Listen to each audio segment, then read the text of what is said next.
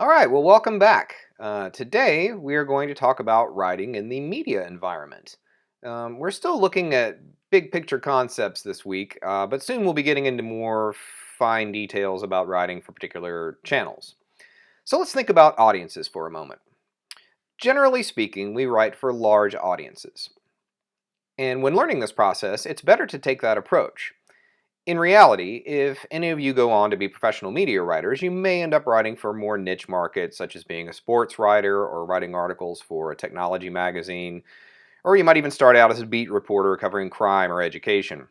However, over the course of your career, you're probably going to write about a wide variety of topics. In most cases, if you're gathering information for a news report, you are going to be searching to provide your readers with answers to 6 basic questions: who, what, when, where, why, and how.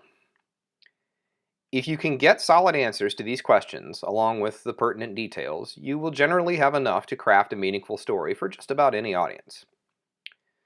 So let's look first at who. This refers to the important people involved or related to a story. If it's a traffic accident, who got hurt?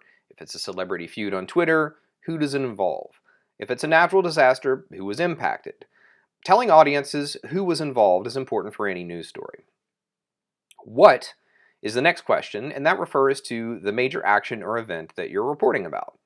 There are usually lots of details here, and part of your job is sifting through it all and determining not only what happened, but what parts of it are important for audiences.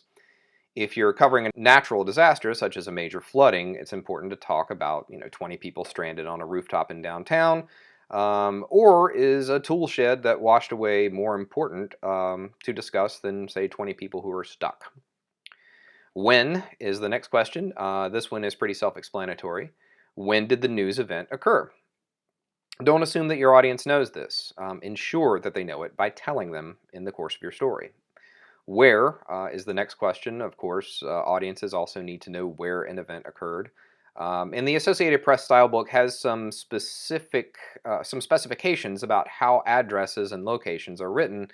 So be sure to cross-reference your work with the AP Style Guide in order to make sure that you are writing according to proper formatting guidelines. Why and how are the last 2 questions, and they are interrelated. These are essentially the meat and potatoes of the story.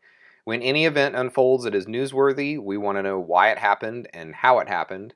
Why did a security guard shoot and kill nearly 50 people at a nightclub in Orlando, Florida? How did the events of the shooting unfold? As a reporter, it will be your job to research and find answers to those questions, no matter what the event is that you're writing about.